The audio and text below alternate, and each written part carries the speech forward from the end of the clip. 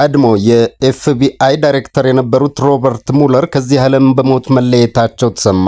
እንደ አውሮፓውያን አቆጣጠር ከሴፕቴምበር 11 ቀን 2001 ጥቃት በኋላ የሀገሪቱን ቀዳሚ የሕግ አስከባሪ ተቋም ኤፍቢአይን ወደ ሽብርተኝነት ተከላካይ ኃይልነት የለወጡትና በኋላም በሩሲያና በዶናልድ ትራምፕ የፕሬዝዳንትነት የምርጫ ዘመቻ መካከል ነበረ የተባለውን ልዩ ግንኙነት እንዲመረምሩ ልዩ አማካሪ ሆነው ተሾሞ የነበሩት ሮበርት ኤስ ሙለር ሳልሳዊ ከዚህ ዓለም በሞት ተለይተዋል።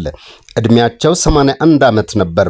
ቤተሰቦቻቸው ዛሬ ቅዳሜ ባወጡት መግለጫ ቦብ ዓርብ ዕለት ምሽት ማለፉን በከፍተኛ ሐዘን እንገልጣለን ብለዋል። ቤተሰቡ ግላዊነታቸው እንዲጠበቅላቸው ይጠይቃሉም ብለዋል። ሙለር በኤፍቢአይ የ21ኛው ክፍለ ዘመን የሕግ ማስከበር ፍላጎቶችን ለማሟላት የቢሮውን ተልዕኮ በአፋጣኝ ማስተካከል የጀመሩ ሲሆን የ12 ዓመታት የሥራ ዘመናቸውን የጀመሩት የሴፕቴምበር 11 ጥቃት ማለትም በተለምዶ 9/11 እየተባለ የሚጠራው ጥቃት ከመድረሱ አንድ ሳምንት ቀደም ብሎ ነበር። በሁለቱም የፖለቲካ ፓርቲዎች ፕሬዝዳንቶች ስር ያገለገሉ ሲሆን ለኃላፊነቱ የታጩት በሪፐብሊካኑ ፕሬዝዳንት ጆርጅ ደብሊው ቡሽ ነበር።